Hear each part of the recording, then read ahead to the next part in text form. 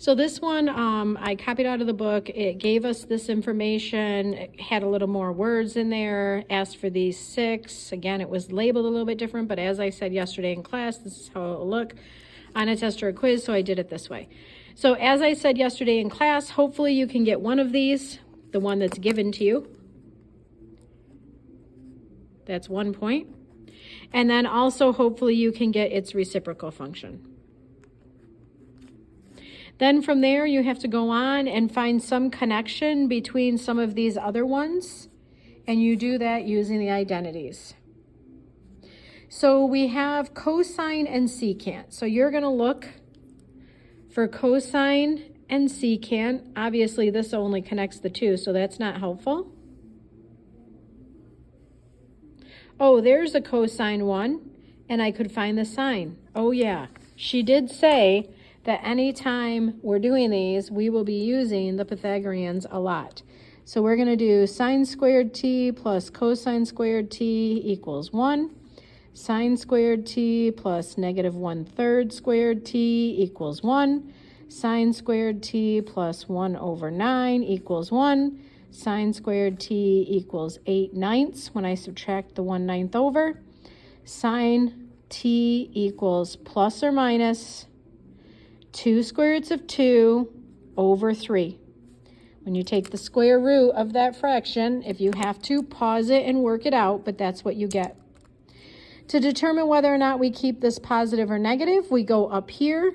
It tells us we're in quadrant 3, which is right there.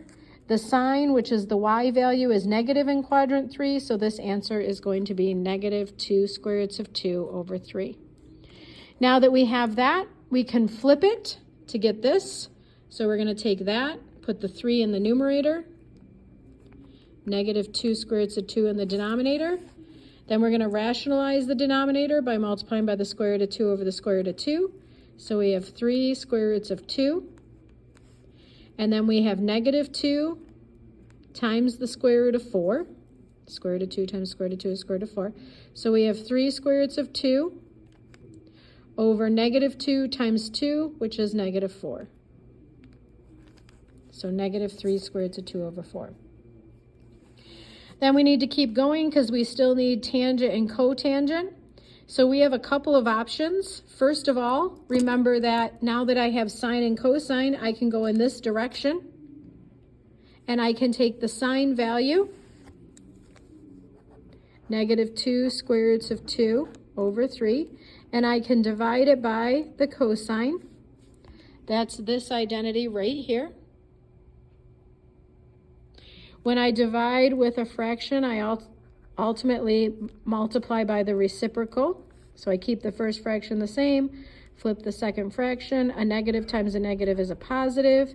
The 3's cancel, so you just end up with 2 square roots of 2. Now I also could have,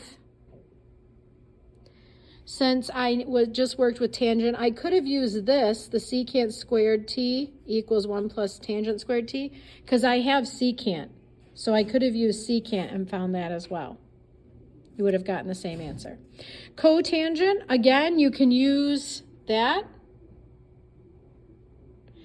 Or you can use the reciprocal of this one. So 1 over 2 square roots of 2. Rationalize that. So we have the square root of 2 over 2 square roots of 4. So the square root of 2 over 4, because the square root of 2 times 2 is 4. Down here, these are all the same kind of problems. They have to do with even and odd. And so as you look in each case, the function is staying the same.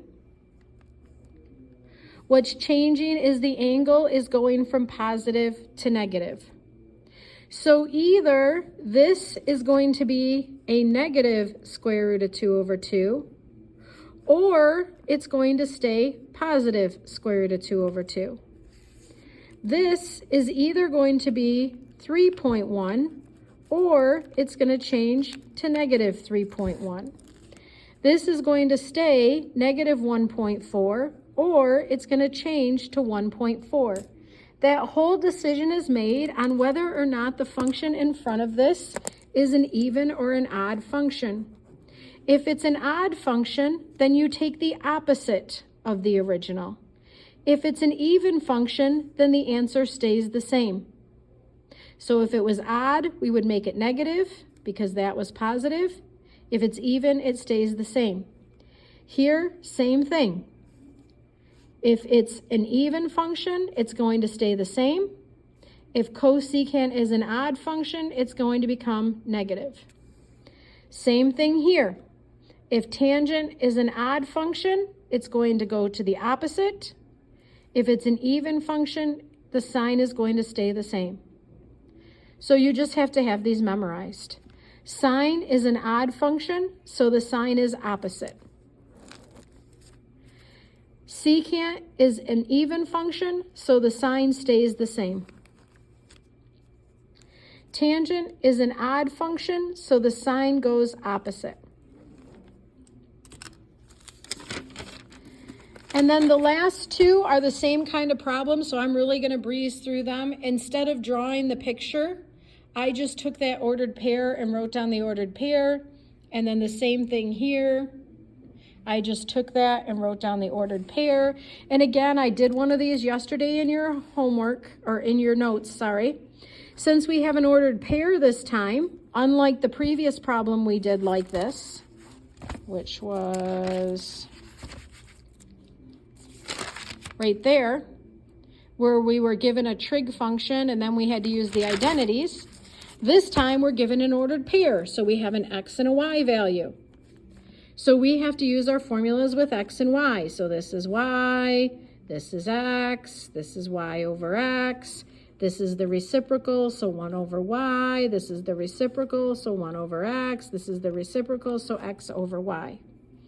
So this is the y value. So you go up here, write down the y value. Boom, you're done. This is the x value. So you come up here, write down the x value. Boom, you're done. This you take y and divide it by x. The square root of 2 over 2 divided by the square root of 2 over 2 is 1. To go across, you take the reciprocal, or you take x divided by y. Square root of 2 over 2 divided by the square root of 2 over 2 is 1. This, you take the reciprocal of this. So you're going to flip these. So you put 2 on the top and the square root of 2 on the bottom. Then you rationalize that. When you do all that, again, if you have to stop and work it out, you get the square root of 2. You flip this. So same thing, 2 over the square root of 2. When you rationalize that, you get the square root of 2. Down here, same process. Sine is the y value. The y value is square root of 3 over 2. Negative. Cosine is the x value. The x value is negative 1/2. These are the reciprocals of that. So negative 2 over the square root of 3, negative 2 over 1. That reduces to negative 2. This you rationalize and you get negative 2 square roots of 3 over 3. Here I have to take sine, which is, or y value, sorry, which is negative square root of 3 over 2, and divide it by the x value, which is negative 1/2.